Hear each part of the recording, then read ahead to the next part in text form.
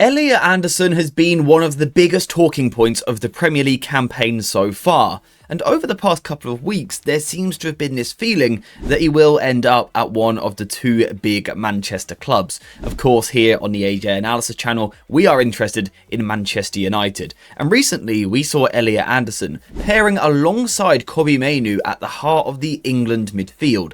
So it's time for the conversation. Would this and can this work? So we're going to start off the video by focusing in possession, because this is the most exciting part when you talk about a Kobbie Mainoo Elliot Anderson partnership. Today we are going to be looking on the tactics board as usual. We're going to be taking a little bit of a look at some data as well, and we will also have some clips to look through as well. So let's start off with Kobbie Mainoo and Elliot Anderson and their England performance last week, because what we saw in that game was two young midfielders taking responsibility, taking the ball under pressure at the heart of the pitch and willing to be involved in the heartbeat of the action. Between them they had 136 and 97 touches. That is high volume football from the two English midfielders, and their job in that game really was to take the ball under pressure and try and make things work. England faced Japan in that game, a Japanese side that was very intense with their press, very well organised, particularly in their sort of mid-block jumping to a press.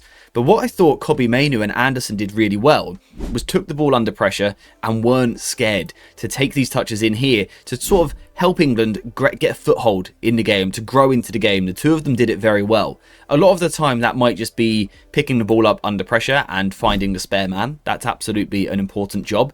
But also, because of their technical ability, their ability for both of them to pass with short combination football, they can also both dribble with the ball and carry the ball as well. They did a fantastic job for England of sort of absorbing pressure in the middle of the park, creating room then for someone else. So because Kobbie and Anderson are both willing to take extra touches to draw the opposition in and now take the ball in some really tricky, difficult situations, it really entices the opposition in. But because they're both so technically capable, it does free up that little bit of space higher up, and they've got the ability, the quality to look after the ball there and then find that forward pass. And for Manchester United, that is potentially incredibly exciting, because in the case of United, you're freeing up Bruno Fernandes. Like, if there's a player on the planet right now that you want to be free in midfield, it's him. So I think immediately on face value, could these two work in that regard? Yes, taking the ball under pressure, I think that'd be very good for United, and actually allow United to inject some speed back into the play, because they create that space with that willingness to take responsibility, really, on the ball.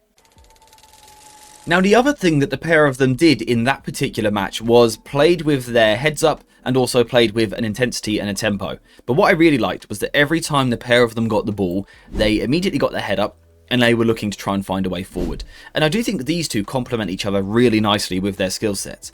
In the case of Kobbie Mainoo, we've got one of the best progressive carriers and dribblers in English football. He is excellent at working in tight spaces, drawing people towards him and then beating them on the dribble. And that is a fantastic method of ball progression. If teams are going to go man to man, you can take out your man in a 1-versus-1, well then you've got a great opportunity to move the ball forward. And that is something that Kobbie Mainoo always does very well, and did very well in that match for England. Then if you pair that with Elliot Anderson, who is a fantastic passer, well then you've got two really nice methods of ball progression. We can see that Anderson this season has been one of the best progressive passers in the Premier League. It's something that he does very well. His passing range is brilliant. He can sort of punch through the lines, but also he can play those big switches as well. And if we're trying to find sort of a midfield balance, that works really nicely. You've got Kobbie Mainoo, who is your tight footwork dribbler, ball carrier, and then you've got Elliot Anderson, who can do that, but can also do the passing side of the game as well. I think Anderson is naturally a more forward-thinking, more aggressive player with his action, tries to move the ball forward a little bit quicker, and then you've got Kobbie, who naturally plays a little bit slower. Again, as a pairing, as a dynamic, as a duo, they are really complementing each other on the ball, sort of in the first phase and then in the middle phase as well, with lots of touches. I think there's a really nice balance here, a nice control. That ability to look after the ball, to slow the game down, to make sure you keep possession, but then that ability to inject some penetration and aggression and progression into the middle of the pitch. Kobbie dribbling, Anderson passing. Again, I think as a dynamic, it's really nice. However, one thing that we do always need to keep in mind is the instinct of these players. In this match, they did really well playing alongside each other. Generally, for their clubs this season, they've been quite impressive, particularly in the case of Anderson. But how about their player instincts? Because I always think, particularly as a player fatigues or starts to struggle in a game, they tend to sort of resort back to their instinct and their habits. That's what they go towards. So the habits and instincts need to complement each other, just as much as the technical profiles do as well. In the case of these two, they do have some slight similarities, and that is a bias towards the left-hand side. If you look at Kobbie and his progressive threatening actions, where he starts and where he ends, both tend to be on the left-hand side. And it is also the same for Elliot Anderson as well. When we go to their progressive carries, Kobbie tends to prefer the left side of the pitch, as does Elliot Anderson. So there might be a slight concern there in terms of the balance. You do want to make sure that you can play down both sides of the pitch, and I think these two do both prefer the left side. You've also got Bruno Fernandes, who prefers the left as well. Does this become a little bit lopsided, a little bit one side heavy? Possibly. However, in the case of Elliot Anderson, and that's the player that United would be spending big on, you do have a player who I feel can adapt and be versatile. If we look at his passing map in that game for England alongside Kobbie, you can see there was that focus on the right hand side. If you look at his progressive passing from this season, he is very capable of playing down the right. So this is where there's a bit of a balancing act to do.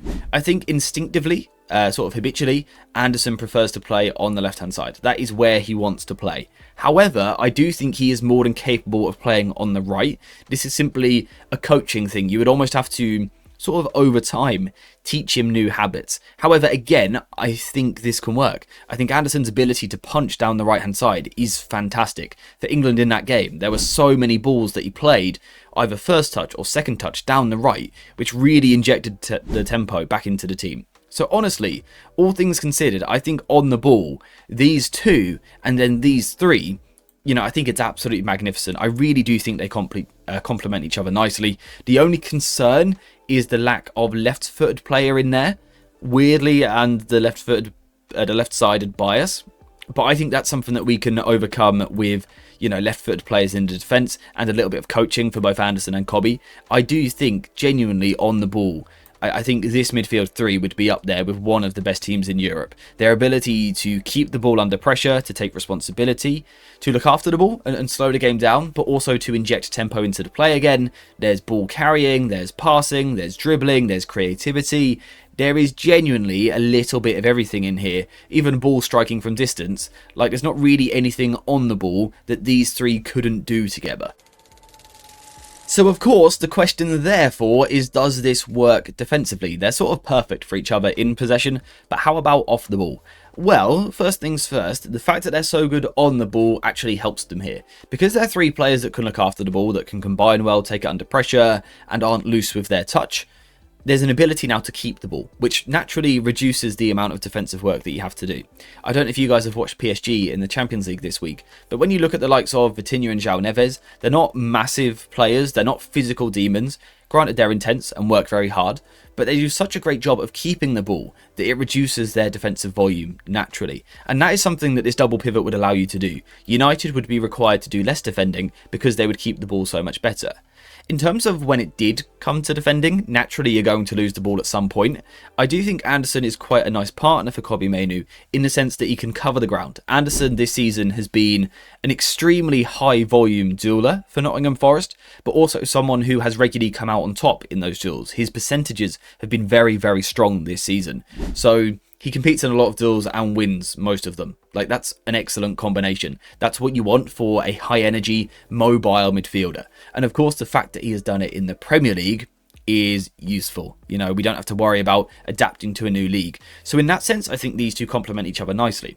If we sort of now take a step back and sort of think out loud a little bit, a couple of the questions that I would have around these two involve the high press, for example. I think they're both players that want to be the higher player in a high press.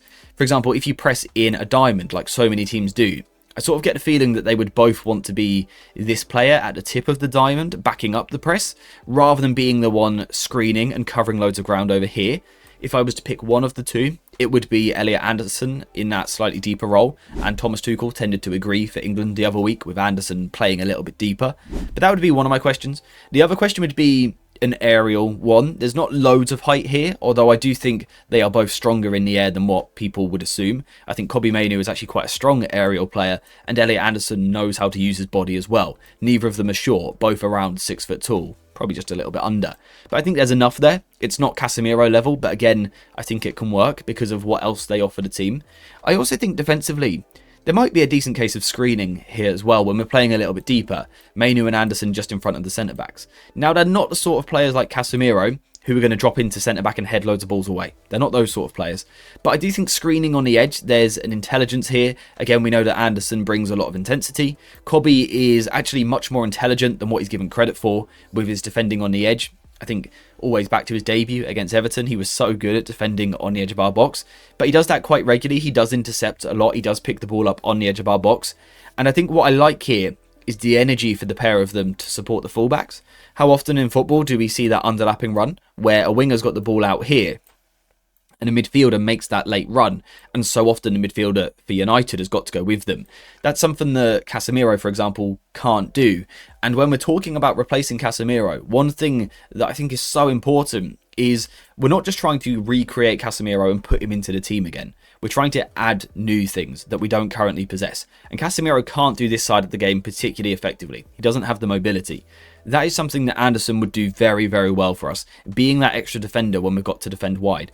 So, honestly, defensively, yes, there would maybe be concerns in games where you're spending 90 minutes end-to-end.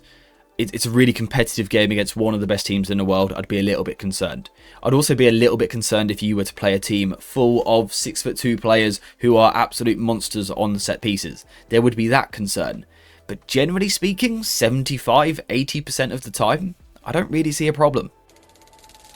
So basically, the point of this video is to say, yeah, we should sign Elliot Anderson. I think it's been very clear for over 12 months now that he would be my favourite midfielder to join the club. He's the one I wanted last summer. He's the one I will want this summer. I think he's absolutely fantastic. And now we've looked through, clips. We've seen them together. We've looked through the data as well.